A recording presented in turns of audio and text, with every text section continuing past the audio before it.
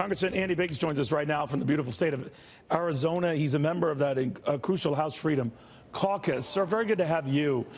Good to be with you, Neil. Where do you stand on this? We don't know what the details would be, and even a House plan cobbled together now for a vote tonight, but where are you inclined? Well, I'm not real excited with it. I'm kind of leaning no right now because we continue to put the military in suspense and in jeopardy. We need to fund them for the balance of the year. We need to not blow off the spending caps on domestics because we're going to end up with another $1 trillion deficit for this year. This is ridiculous. We're setting ourselves up for a fifth CR within a 12-month period because we're going to have to come back in February and do it again.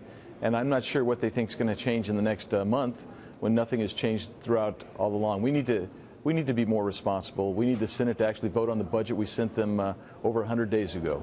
Now, barring that, are you worried that your party gets the blame? Well, I have no doubt that the Democrats are going to blame us, and I'm not even going to say that we are absolved from blame. But I would tell you right now, in my opinion, the Senate could have fixed this by taking up the bills that we sent them on the budget.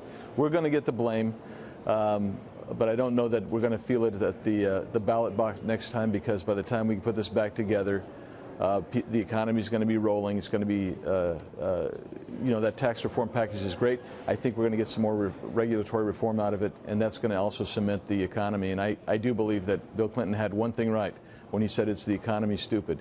The people need to know that the economy is well. That's when they feel secure. I don't think they're going to feel too upset if we shut down for a day or two. I hope we don't, but we need to get this right.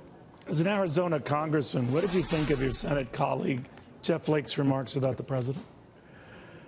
Well, Arizona's a Trump state. I mean, let's be honest about it. And Senator Flake has not gotten along with the president for some time. So I don't know that I was surprised by it.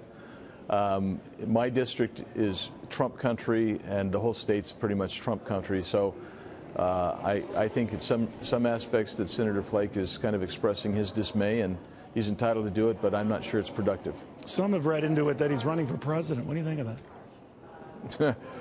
Well, everybody can run. I know other people that have already told me they're going to run. Yeah.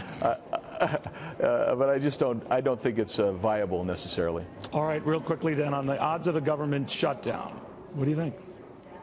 I think from the House side, it's remote. I think that a bill will come out sometime today in the House. But on the Senate side, anything's game. So I would say that there's probably a 1 in 3, 1 in 4 shot of a shutdown over there caused by the Senate.